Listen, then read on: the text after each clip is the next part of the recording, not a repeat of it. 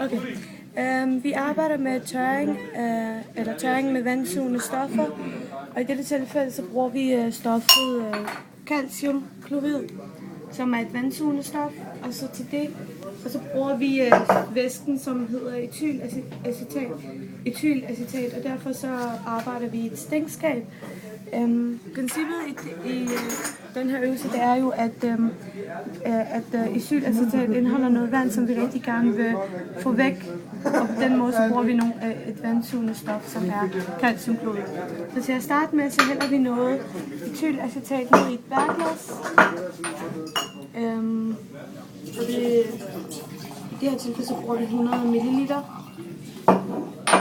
Og derefter så tager vi noget calciumklorid ned i det her bærglas.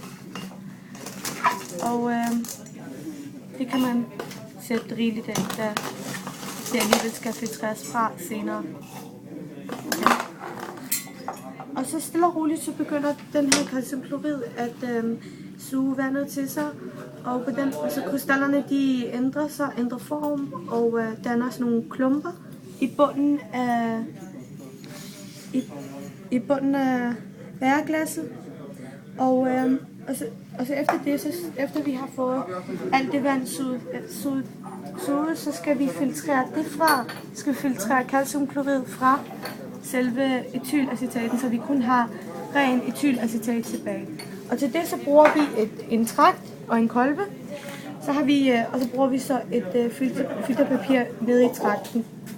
Og den har vi så gjort lidt våd på den måde, så at vi dækker alle hullerne til, så vi sikrer os, at der ikke kommer noget stof ned i kolben. Så tager vi den, og så hælder vi stille og roligt ned i den her tragt. Og det tragten gør, det er, at den skiller stoffet fra etylacetaten. Og så burde vi få noget.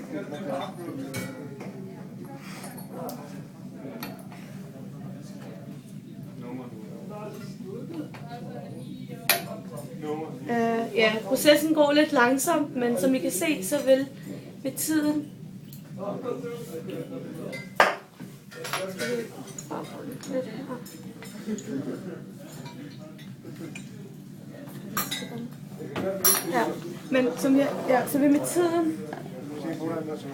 så vil det med tiden se sådan ud, som vi har i den her kolbe, hvor vi så tilbage kun har ren etylacetat tilbage uden vandet, som blev filtreret fra ved hjælp af det vandsugende stof, calciumklorid.